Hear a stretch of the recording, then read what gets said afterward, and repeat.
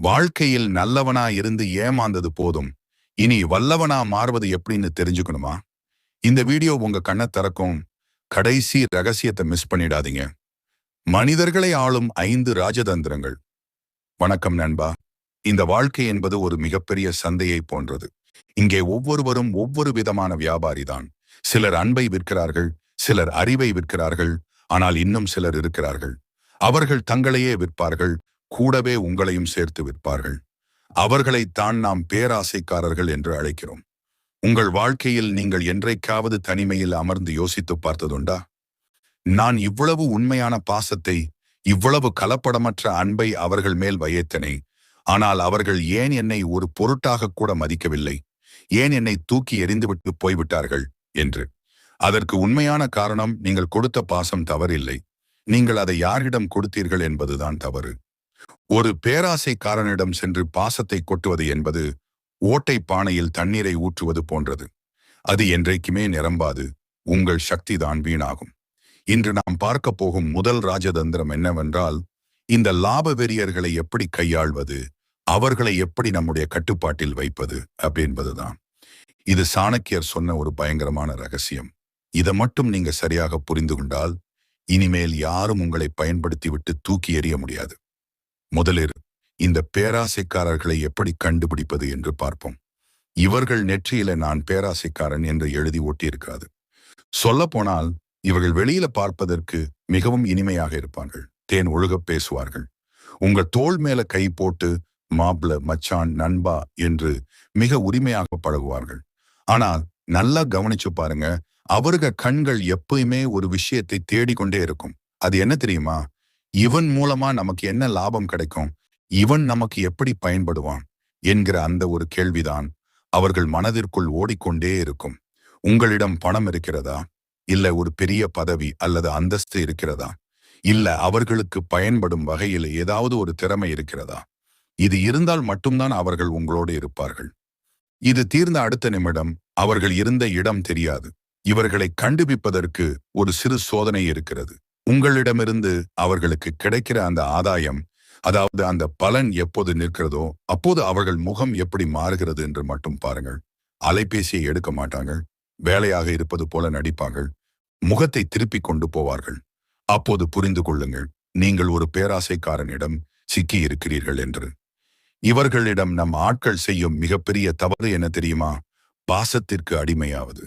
நம்மில நிறைய பேர் என்ன பண்ணுவார்கள் என்றால், இது போன்ற ஆட்களிடம் சென்று, நான் எவ்வளவு கஷ்டப்படுகிறேன் தெரியுமா, தயவு செய்து எனக்கு ஒரு உதவி செய்யுங்கள் என்று கெஞ்சுவார்கள். அல்லது, நான் உங்களை என் தம்பி போல நினைத்தேன், நீங்கள் இப்படி செய்யலாமா என்று நியாயம் பேசுவார்கள். நண்பா, நல்லா புரிந்து கொள்ளுங்கள். ஒரு ஓநாயிடம் சென்று, நான் பசியோடு இருக்கிறேன், என்னை சாப்பிடாதே என்று சொன்னால் அது கேட்குமா? கேட்காது. ஏனென்றால் அதற்கு பசித்தால் அது வேட்டையாடும். அதே போலத்தான் இந்த பேராசை காரணம். அவனுக்கு உணர்வு கிடையாது. அவனுக்கு தேவை மட்டும்தான் உண்டு.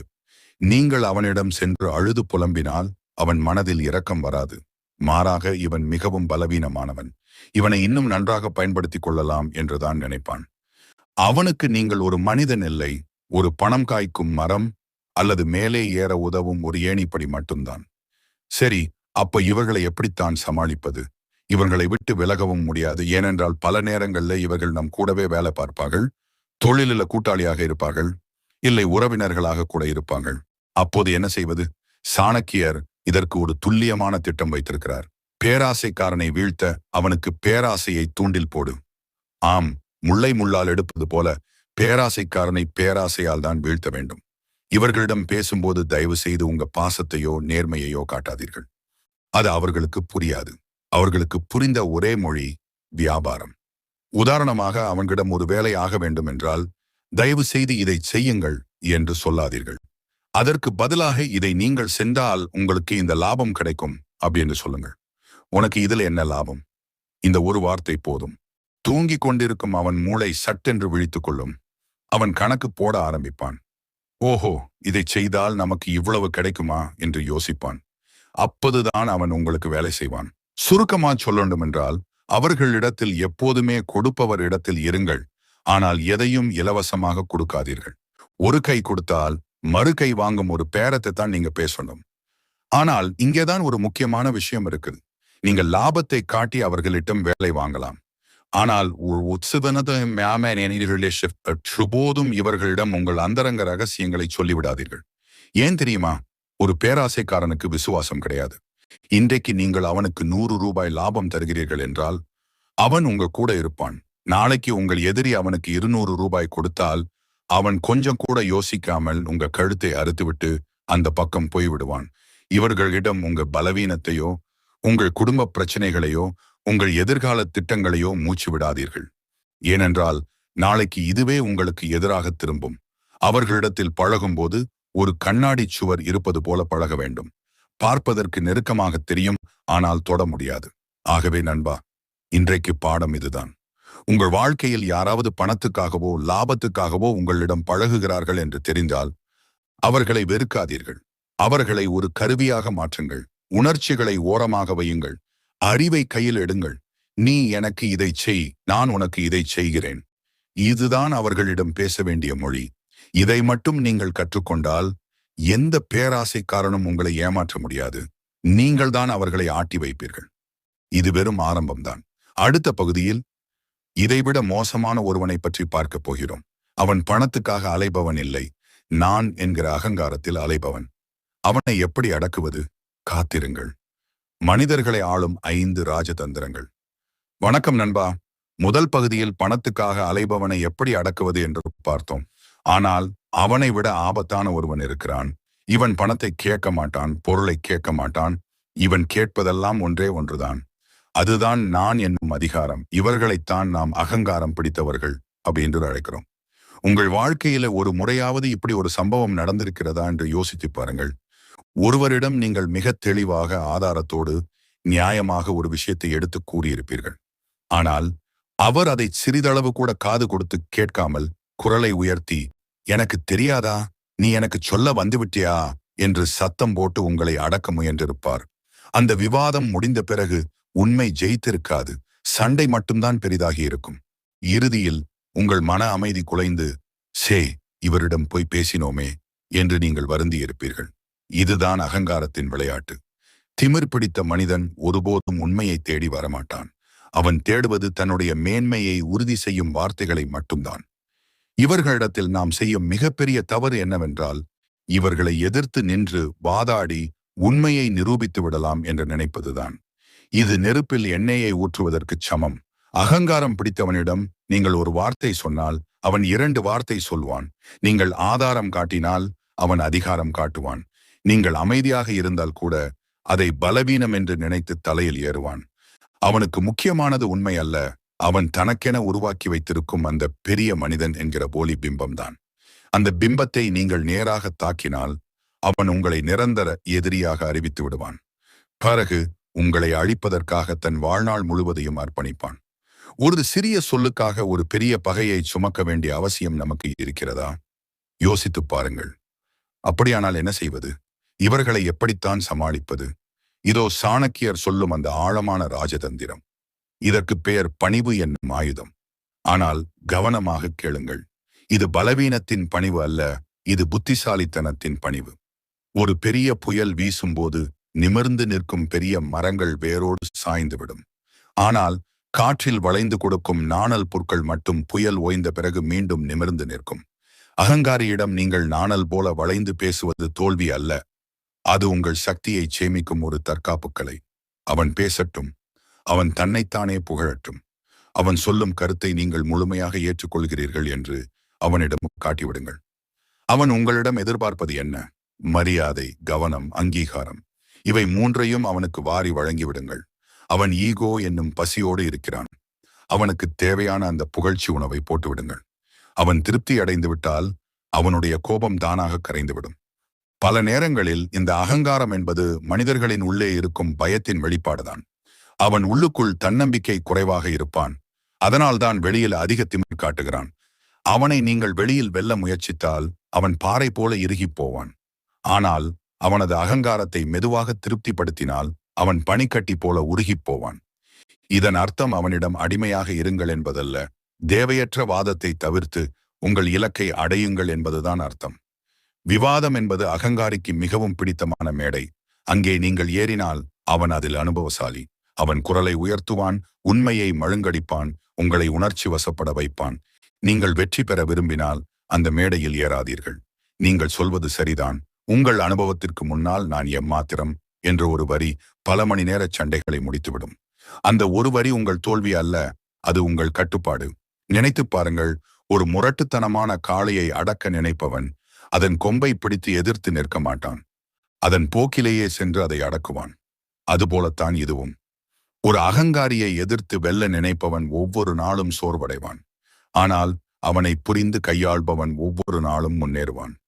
அவனிடம் பேசும்போது அவன் அனுபவத்தை பாராட்டுங்கள். அவன் திறமையை ஒப்புக்கொள்ளுங்கள். அவன் முன்னிலையில சண்டையை தவிர்த்து விடுங்கள். நீங்கள் உங்கள் கருத்தை சொல்ல வேண்டிய கட்டாயம் இருந்தால் நேரடியாக எதிர்க்காமல், ஐயா, நீங்கள் சொன்னது மிகச் சிறப்பு, அதை இப்படியும் பார்க்கலாமா என்று மெதுவாக வழிமாற்றுங்கள். அவன் எதிரியாக மாறாமல் அவனது மரியாதையை காக்கும் இடைவெளியில் உங்கள் கருத்தை வைப்பதுதான் உண்மையான நுண்ணறிவு. பலர் தங்கள் வாழ்க்கையில் உயர முடியாததற்கு காரணம் திறமை குறைவு அல்ல, தவறான மனிதர்களுடன் தவறான போர்களில் சிக்கிக் கொள்வதுதான். ஒரு அகங்காரியிடம் சண்டை போடுவதற்கு முன், என் இலக்கு பெரியதா அல்லது இவனுடைய அகங்காரம் பெரியதா என்று உங்களையே கேட்டுக்கொள்ளுங்கள். உங்கள் இலக்கு பெரியதாக இருந்தால் சில சமயம் உங்கள் வார்த்தைகளை அடக்கிக் கொள்ள வேண்டும். பணிவு என்பது உங்கள் மதிப்பை இழப்பது அல்ல, அது சரியான நேரம் வரும் வரை உங்கள் வலிமையை மறைத்து வைப்பது. அகங்காரியின் முன் அமைதியாக இருப்பவன் கோழை அல்ல, அவன் கணக்கிட்டு நடக்கும் வீரன். இந்த ரகசியத்தை மட்டும் நீங்கள் கற்றுக்கொண்டால் சண்டையால் அல்ல, சமநிலையால் வெல்லக் கற்றுக்கொள்வீர்கள். இனிமேல் யாராவது உங்களிடம் திமிராக பேசினால் உடனே பதிலடி கொடுக்க ஓடாதீர்கள். ஒரு நிமிடம் சிரித்து அமைதியாக இருங்கள். அந்த அமைதியில்தான் உங்கள் சக்தி இருக்கிறது. அவன் போக்கிலேயே விட்டுப்பிடியுங்கள். இதுதான் அகங்காரியை ஆளும் கலை.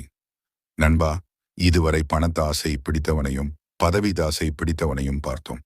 ஆனால் அடுத்து வரப்போகும் மூன்றாவது நபர் இவர்களை விட வித்தியாசமானவன். அவன் யார் தெரியுமா? முட்டாள். அறிவே இல்லாமல் எல்லாம் தெரிந்தவன் போல வேஷம் போடும் இவனை எப்படி சமாளிப்பது? இவனிடம் எப்படி நம்மை தற்காத்துக் கொள்வது? அது ஒரு சுவாரஸ்யமான கதை. காத்திருங்கள். மனிதர்களை ஆளும் 5 ராஜதந்திரங்கள். வணக்கம் நண்பா. இதுவரை நாம் பேராசைக்காரனை பார்த்தோம், அடுத்து அகங்காரம் பிடித்தவனையும் பார்த்தோம். இவர்கள் இருவரையும் கூட நம்மால் சமாளித்து விட முடியும். ஏனென்றால் பேராசைக்காரனுக்கு பணம் கொடுத்தால் அமைதியாகி விடுவான், அகங்காரம் பிடித்தவனை புகழ்ந்தால் அடங்கி விடுவான். ஆனால் இவர்கள் இருவரையும் விட மிக ஆபத்தான, மிக விசித்திரமான ஒரு மனிதன் இருக்கிறான். அவனை சமாளிப்பது என்பது ஒரு முள் படுக்கையில் நடப்பதற்கு சமம். அவன் யார் தெரியுமா? முட்டாள். இங்கே நான் முட்டாள் என்று சொல்வது படிப்பறிவு இல்லாதவர்களை அல்ல, பகுத்தறிவு இல்லாதவர்களை. காது இருந்தும் கேட்க மறுப்பவர்களை, கண்கள் இருந்தும் குருடர்களாக நடிப்பவர்களைத்தான் சொல்கிறேன். உங்கள் வாழ்க்கையில் ஒரு முறையாவது இப்படி ஒரு சம்பவம் நடந்திருக்கிறதா என்று யோசித்து பாருங்கள். ஒருவரிடம் நீங்கள் மிக தெளிவாக, முழுமையான ஆதாரத்தோடு மிகச் சரியான ஒரு உண்மையை விளக்கிக் கொண்டிருப்பீர்கள். ஆனால் அவர் எதையுமே காது கொடுத்து கேட்காமல், சம்பந்தமே இல்லாத எதையோ பேசிக்கொண்டு தன்னுடைய தவறான கருத்தையே மீண்டும் மீண்டும் ஒரு உடைந்த இசைத்தட்டு போல சொல்லிக் கொண்டிருப்பார். அந்த உரையாடல் முடியும் போது உண்மை வென்றிருக்காது, மாறாக உங்கள் தலைவலிதான் அதிகரித்திருக்கும், உங்கள் இரத்த அழுத்தம் தான் எகிரியிருக்கும். இவர்களிடம் போய் வாயை கொடுத்தோமே என்று உங்களை நீங்களே நொந்து கொண்டிருப்பீர்கள். இதுதான் முட்டாள்களுடன் வாதம் செய்வதால் கிடைக்கும் பரிசு. கேட்பதற்கு தயாராக இல்லாத ஒருவனிடம் உண்மையை நிரூபிக்க முயற்சிப்பது என்பது இருட்டில் நிழலை பிடிப்பதற்கு சமம். அது சாத்தியமே இல்லாத ஒன்று. முட்டாள்களின் மிகப்பெரிய பலவீனம் என்னவென்றால், அவர்களுக்கு தன்னுடைய அறியாமை தெரியாது. அவன்தான் அறிந்து வைத்திருக்கும் அந்த சிறிய உலகத்தைத்தான் மொத்த பிரபஞ்சம் என்று நம்பிக்கொண்டிருப்பான்.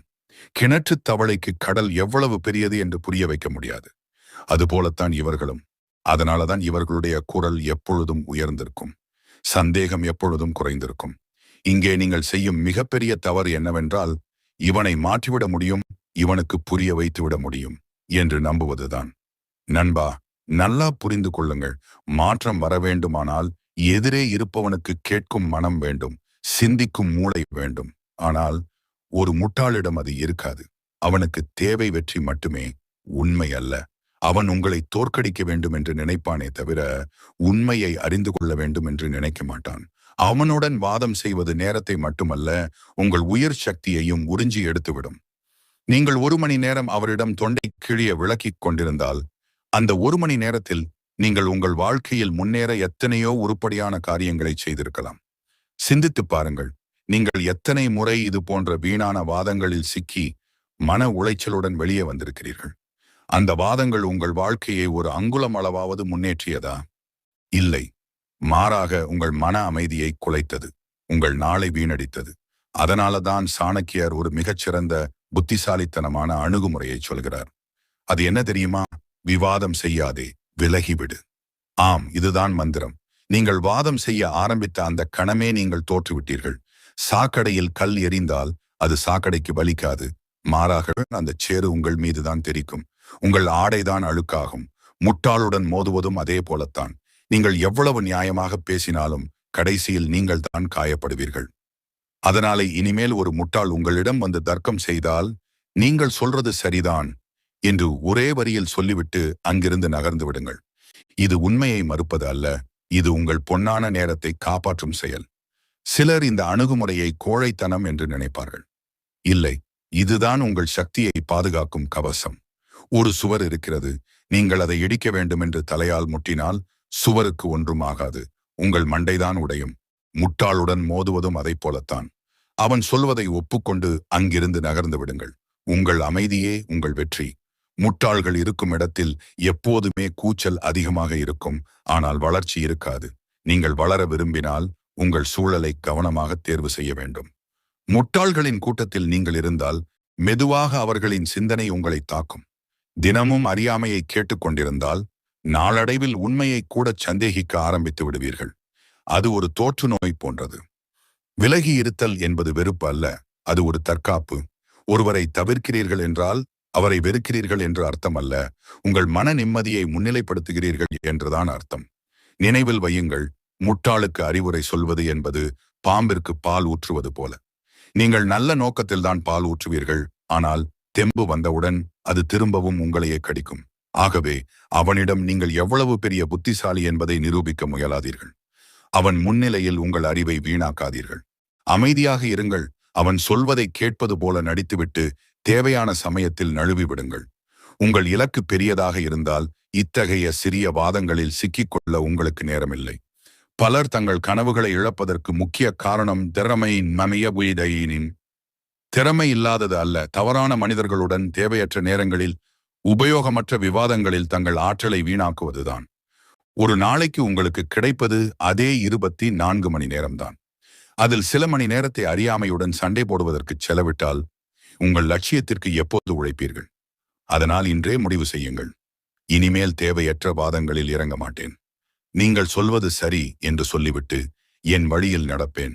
என் அமைதியை காப்பேன். என் நேரத்தை மதிப்பேன். என் சக்தியை பாதுகாப்பேன். இதை புரிந்து கொண்ட மனிதனை சுலபமாக சோர்வடையச் செய்ய முடியாது. முட்டாள்களை சமாளிக்கும் மிகப்பெரிய அறிவு அவர்களுடன் சண்டை போடாமல் இருப்பதே. நண்பா, இதுவரைக்கும் நம்மை சுற்றி இருக்கும் எதிர்மறையான மனிதர்களை பார்த்தோம். பேராசைக்காரன், அகங்காரி, முட்டாள். இவர்களை எப்படி சமாளிப்பது என்று தெரிந்து கொண்டோம். ஆனால் நம் வாழ்க்கையை உயர்த்துவதற்கு சில நல்ல மனிதர்களின் துணை தேவை.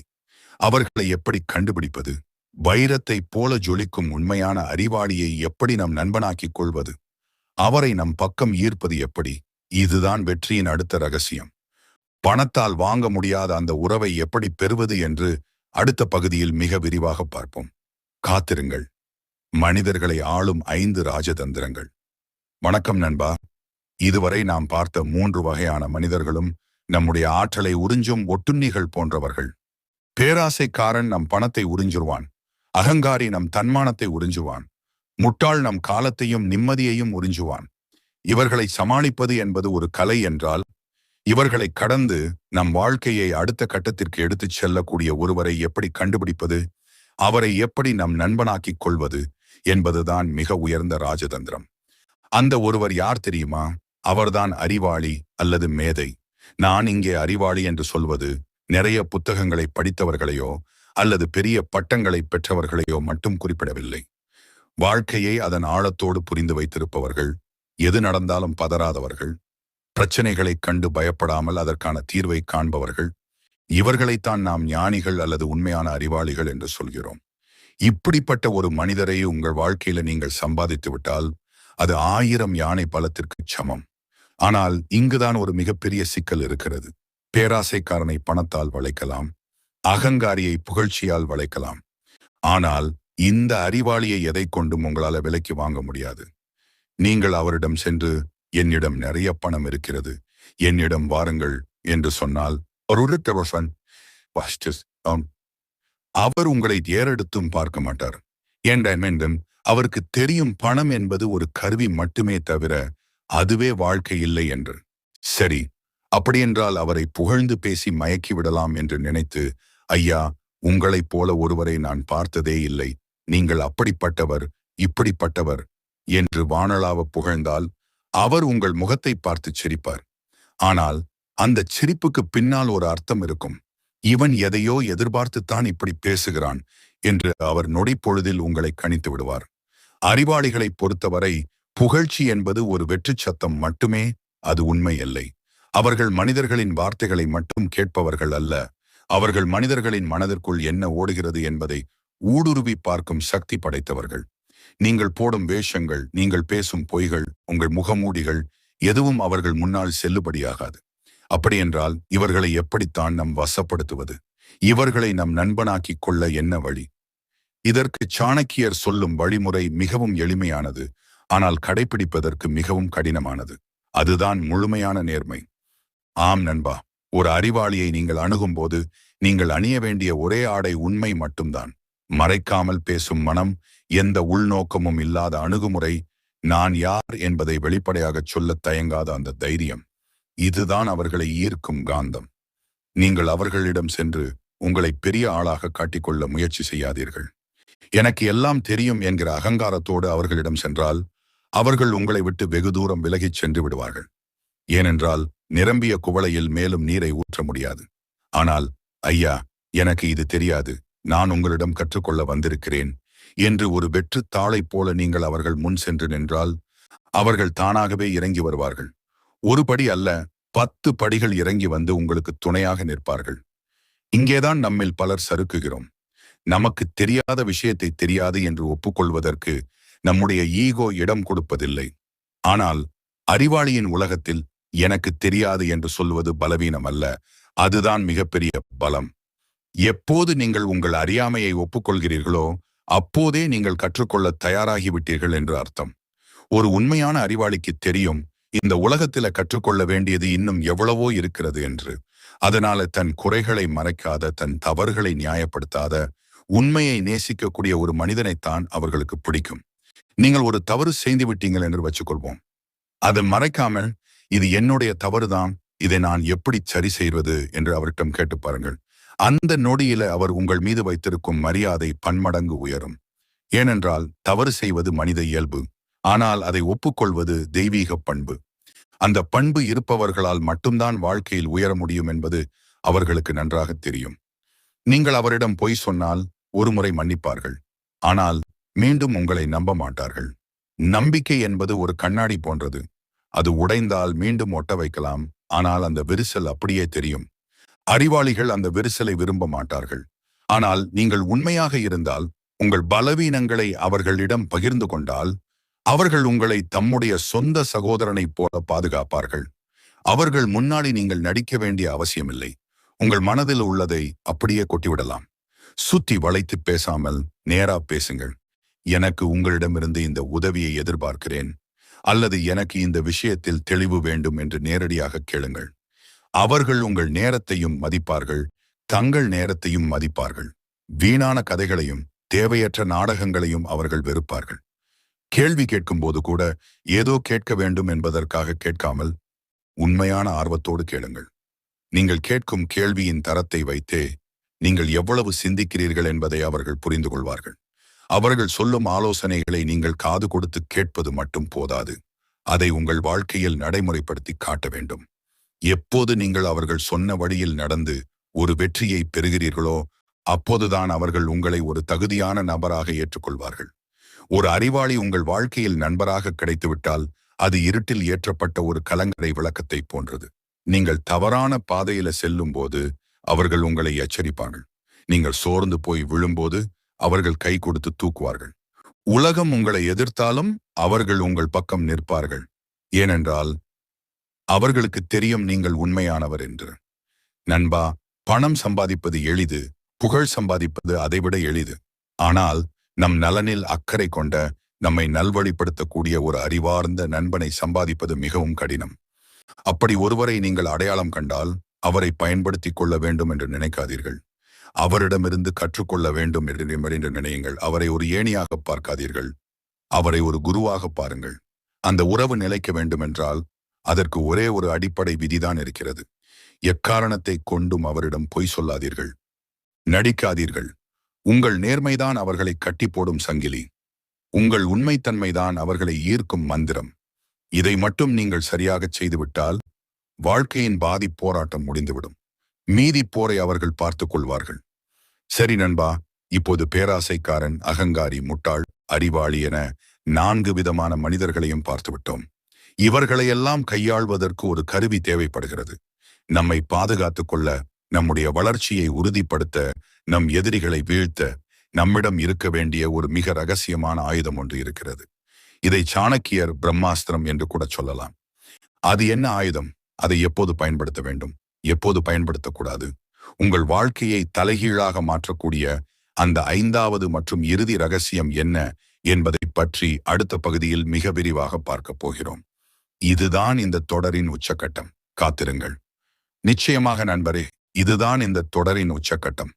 இதுவரை நாம் பார்த்த 4 ராஜதந்திரங்களும் ஒரு பக்கம் என்றால், இப்போது நாம் பார்க்க போகும் இந்த 5வது ரகசியம் ஒரு பக்கம். இது ஒரு சாதாரண அறிவுரை அல்ல. இது ஒரு மனிதனை தோல்வியிலிருந்து காப்பாற்றி வெற்றியின் சிம்மாசனத்தில் அமர வைக்கும் ஒரு பிரம்மாஸ்திரம். மனிதர்களை ஆளும் 5 ராஜதந்திரங்கள், இறுதி பகுதி. வணக்கம் நண்பா. வாழ்க்கை போர்க்களத்தின் இறுதி அத்தியாயத்திற்கு உங்களை வரவேற்கிறேன். இதுவரை பேராசைக்காரனிடம் எப்படி வியாபாரம் பேசுவது, அகங்காரியிடம் எப்படி பணிந்து போவது, முட்டாளை எப்படி தவிர்ப்பது, அறிவாளியிடம் எப்படி உண்மையாக இருப்பது என்று பார்த்தோம். ஆனால் இவை எல்லாவற்றையும் விட மிக முக்கியமான, மிக ஆபத்தான ஒரு எதிரி இருக்கிறான். அந்த எதிரி வெளியிலிருந்து வரவில்லை, அவன் உங்களுக்குள்ளேயே இருக்கிறான். அவன் வேறு யாரும் இல்லை, தவறான நேரத்தில் திறக்கப்படும் உங்கள் வாய். ஆம் நண்பா, ஒரு மனிதனின் வாழ்க்கையை அழிப்பதற்கு வெளியிலிருந்து 1000 எதிரிகள் வர தேவையில்லை. அவன் தன் நாவை கட்டுப்படுத்த தவறினால் போதும், அவனே தனக்கான அழிவை தேடிக்கொள்வான். இந்த உலகம் உங்களுக்கு சொல்லிக் கொடுத்த ஒரு மிகப்பெரிய பொய் என்ன தெரியுமா? மனம் விட்டு பேசுங்கள், எல்லாவற்றையும் பகிர்ந்து கொள்ளுங்கள், திறந்த புத்தகமாக இருங்கள் என்பதுதான். ஆனால் நிதர்சனமான உண்மை என்னவென்றால், திறந்த புத்தகமாக இருக்கும் ஒருவனைத்தான் இந்த உலகம் கிழித்து போடும். நீங்கள் உங்கள் ஆசைகளை, உங்கள் பலவீனங்களை, உங்கள் எதிர்கால திட்டங்களை எல்லோரிடமும் பகிர்ந்து கொண்ட அடுத்த நொடியே அந்த தகவல்கள் உங்கள் கட்டுப்பாட்டை விட்டு வெளியேறி விடுகின்றன. அதுவரை உங்களுக்கு சொந்தமாக இருந்த அந்த ரகசியம் இப்போது பொது சொத்தாக மாறிவிடுகிறது. இன்று உங்கள் தோள் மீது கை போட்டு பேசும் நண்பன் நாளை ஏதோ ஒரு காரணத்தினால் உங்கள் எதிரியாக மாறலாம். மனித மனம் என்பது வானிலை போல மாறக்கூடியது.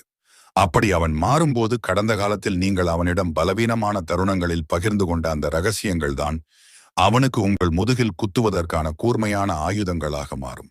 நீங்கள் எத்தனை முறை தனிமையில் உட்கார்ந்து, நான் அவனிடம் இதை சொல்லாமல் இருந்திருக்கலாமே, என் வாயை கொடுத்து நானே மாட்டிக்கொண்டேனே என்று வருந்தி அழுதிருப்பீர்கள். அந்த ஒவ்வொரு கண்ணீர் துளிக்கும் பின்னால் இருக்கும் பாடம் ஒன்றுதான்: மௌனம். இது வெறும் வார்த்தைகள் இல்லாத நிலை அல்ல, இது ஒரு மனிதனின் மிகச்சிறந்த தற்காப்பு கவசம். ஒரு விதை மண்ணுக்குள் இருக்கும் வரைதான் அது பாதுகாப்பாக இருக்கிறது. அது முளைத்து மரமாகி கனிகளை கொடுக்கும். ஆனால் அந்த விதையை தினமும் தோண்டி பார்த்து, நீ வளர்ந்து விட்டாயா என்று ஊரெல்லாம் காட்டினால் அது முளைக்காது, காய்ந்து போய்விடும். நம்முடைய லட்சியங்களும் அப்படித்தான். ஒரு காரியத்தை முடிப்பதற்கு முன்னால் அதை பற்றி தம்பட்டம் அடிப்பது அந்த காரியத்தின் வீரியத்தை குறைத்துவிடும். நீங்கள் ஒரு பெரிய தொழிலை ஆரம்பிக்கப் போகிறீர்களா? ஒரு பெரிய தேர்வில வெற்றி பெறப் போகிறீர்களா? அல்லது உங்கள் வாழ்க்கையில் அடுத்த கட்டத்திற்கு நகரப் போகிறீர்களா? தயவு செய்து அதை அறிவிக்காதீர்கள். அறிவிப்பு என்பது பலவீனர்களின் செயல். செயல் என்பதுதான் வெற்றியாளர்களின் மொழி. நீங்கள் பேசிக்கொண்டே இருந்தால் உங்கள் ஆற்றல் பேச்சிலேயே கரைந்துவிடும். ஆனால் நீங்கள் அமைதியாக இருந்தால் அந்த ஆற்றல் உங்களுக்குள் தேங்கி ஒரு எரிமலையைப் போல வெடித்து கிளம்பும். சாணக்கியர் சொல்வது இதுதான்: உன் அடுத்த நகர்வு என்னவென்று உன் வலது கைக்கு தெரிந்தால் அது உன் இடது கைக்கு கூட தெரியக்கூடாது. ஏன் இவ்வளவு ரகசியம் தேவை? ஏனென்றால் மனிதர்களின் பொறாமை கண் மிகவும் ஆபத்தானது. நீங்கள் வளர்கிறீர்கள் என்று தெரிஞ்சால் உங்களை காலை பிடித்து இழுக்க 1000 பேர் வருவாங்க. ஆனால் நீங்கள் என்ன செய்கிறீர்கள் என்றே தெரியாமல் திடீரென்று நீங்கள் வெற்றியின் உச்சியில் நின்றால் அவர்கள் அதிர்ச்சியில் உறைந்து போவார்கள். அந்த அதிர்ச்சிதான் உங்கள் வெற்றி.